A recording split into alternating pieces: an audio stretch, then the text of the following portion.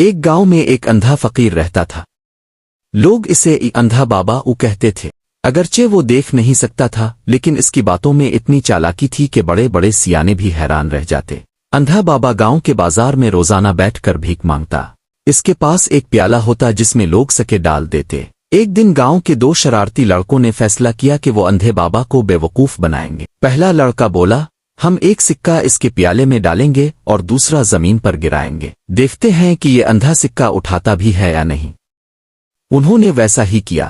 ایک سکہ پیالے میں ڈالا، دوسرا زمین پر پھینکا۔ اندھے بابا نے فوراً پیالے سے ہاتھ ہٹایا، سر اوپر کیا اور مسکرا کر بولا، بیٹا نیچے والا سکہ الفاٹے لو، وہ نکلی ہے، اور جو میرے پیالے میں ڈالا ہے وہ اصلی ہے۔ لڑکے حیران ہو گئے۔ ایک بولا، بابا اب تو اندھے ہیں، یہ کیسے جانا کہ کون سا سکہ نکلی ہے؟ بابا نے ہنس کر کہا، بیٹا میں اندھا ہوں، بے وقوف نہیں۔ پیالے میں سکہ پڑتے ہی آواز سے پہچان گیا۔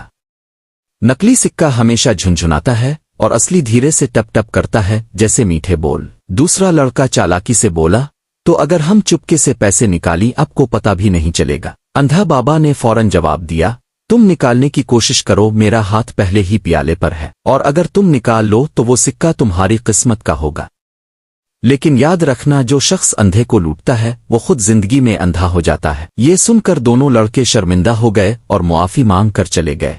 لوگوں نے جب یہ بات سنی تو اندھے بابا کی عقل مندی پر خوب ہنسے بھی اور تعریف بھی کی۔ کہا